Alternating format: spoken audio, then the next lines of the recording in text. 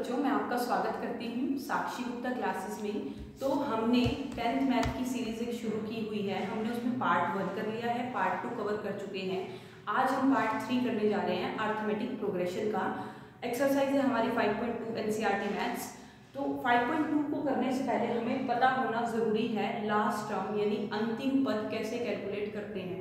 अंतिम पद को हम ए एन से डिनोट करते हैं। ए एन ये रहा, और ए एन निकालने का हमारा फॉर्मूला क्या है, a plus n minus 1 D.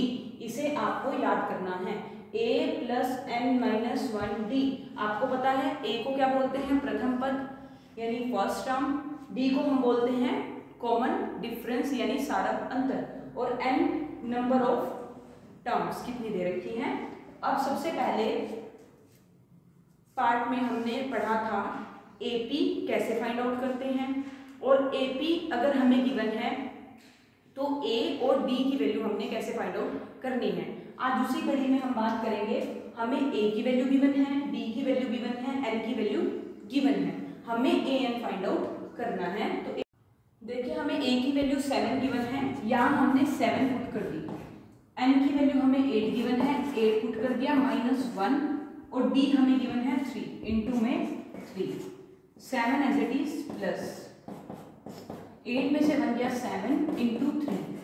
ये हमारा आ जाएगा 7 प्लस 7 3 21 और 7 कितना हो जाएगा 28। ये हमारा क्या आ गया है आंसर। ऐसे हम बढ़ते हैं नेक्स्ट क्वेश्चन की ओर। देखिए, हमें नेक्स्ट क्वेश्चन दे रखा है। a की वैल्यू हमें -18 गिवन है, और d की वैल्यू हमें फाइंड आउट करनी है।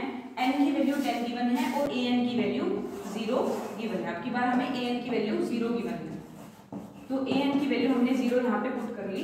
अब an का फॉर्मूला आप यहाँ पे बताओगे, a plus n minus 1 d equal में 0। अब देखो a की वैल्यू हमें दे रखी है -18, हमने पुट कर दी -18 प्लस n की वैल्यू है 10 माइनस 1, और d की वैल्यू हमें फाइंड आउट करनी है इक्वल में 0। अब 10 में से बन गया 90 इक्वल में 0, ये -18 उधर जाके plus 18, 9d is equal to 18।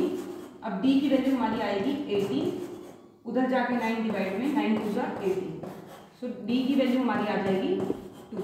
ये है क्या हमारा आंसर।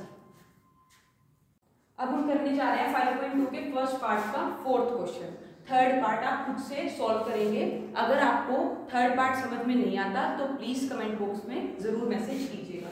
अब हमें गिवन है a की वैल्यू -18.9, d की वैल्यू 2.5, और n की वैल्यू हमें फाइंड आउट करनी है। an की वैल्यू हमें गिवन है 3.6।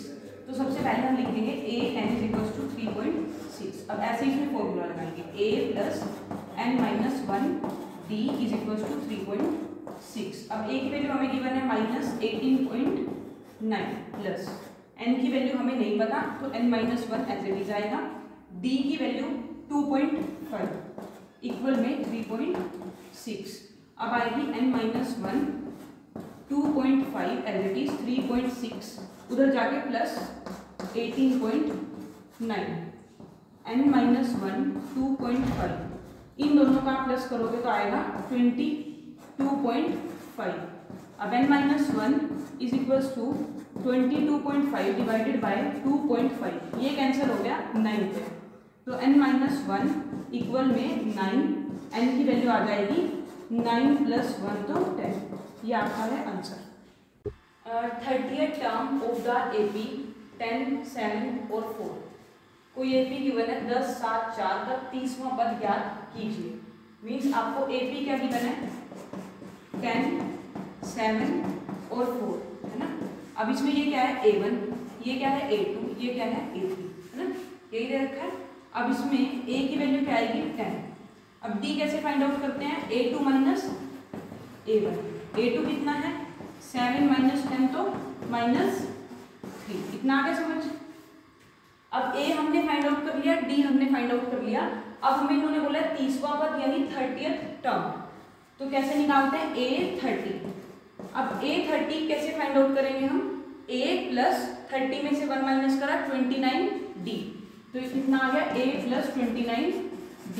अब A की वैल्यू हमें गिवन है 10 प्लस 29, और D की वैल्यू हमें गिवन है -3। 10 प्लस माइनस माइनस 29 को आपने 3 से मल्टीप्लाई 87 बड़ा है उसके आगे का साइन माइनस, तो यहाँ पे क्या आ जाएगा माइनस। ये क्या होगा आपका आंसर।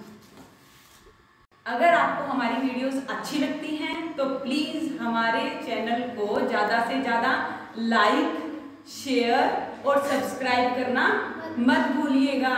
Thank you.